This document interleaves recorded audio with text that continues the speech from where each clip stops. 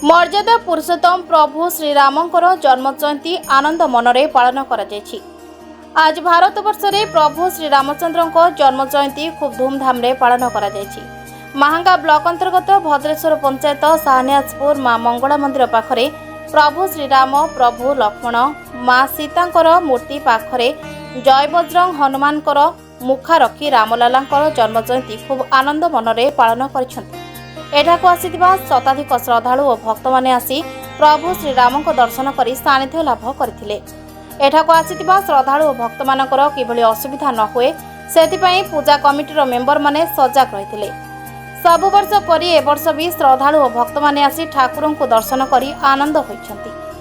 महांगारू पवित्र कुमार ओझांक रिपोर्ट ना ओडिशा।